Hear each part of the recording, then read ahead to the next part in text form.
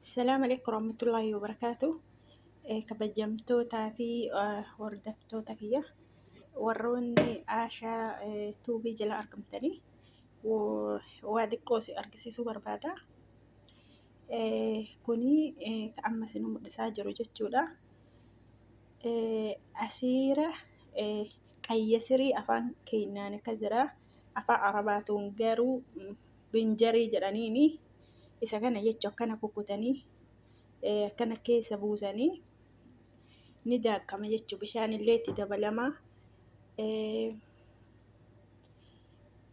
Sukkaara illee ofeeta itti dabaltanii hubatta itti dabaltanii burtukaana illee jechuudha.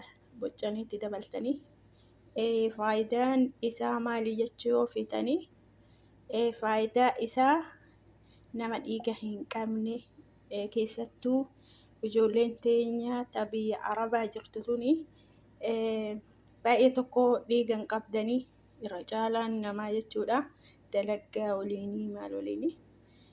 Kanaaf isa kana akkanatti haakimii dhaquu irraa isa kana akka gaariitti yoo daattan kiiloo isaa birrii 7.8 yeroo hedduu gootan jechuudha. Asiira kana inni tokko guddaa yoo ta'e yookaan 2 gootanii guuttanii jechuudha. Haala kanaanii kanaaf akkasitti fayyadamaa haakimii dhaqxanii 500-200 fixuu irraa isiniin jechuu barbaade. Inshallah turree isaatti adaadeera ni shaqala amma.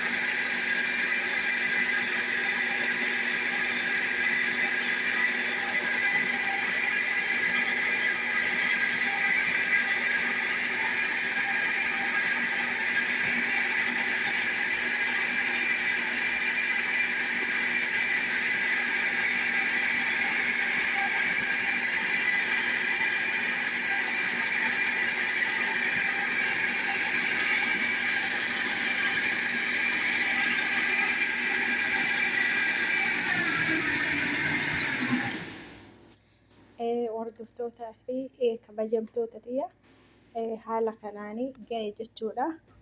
Amma immoo jookii yookaan baxaafamaa qopheeffadheeti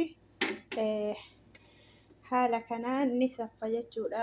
Waan yoo dhuganii hedduu namatti hin tollee fi isa kana dhimbiibdanii namni saffaa akkana qabdan guddaallee ta'ee xiqqaallee ta'e haala kanaan asin naqama jechuudha. Isini argisiisa inshallah.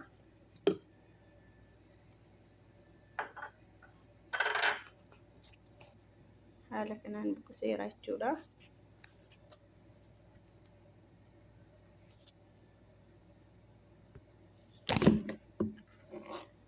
Banee jira yoo argaa jiraattanii isa kana jechuudha. Hundee diimaa yookaan qayyasirii afaan Arabaatiin binjariidha. Isa kana hedduu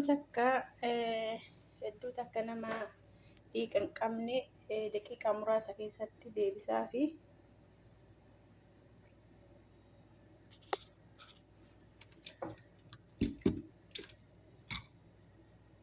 fuuna haala kanaanii jechuudha.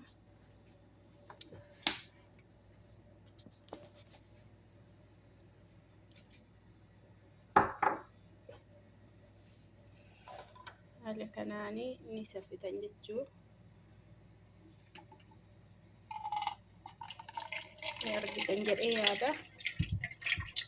Kanatti itti bu'a jechuudha yookiitti yoo kanarra guddaa jiraate ka guddaatiin saffitan jechuudha.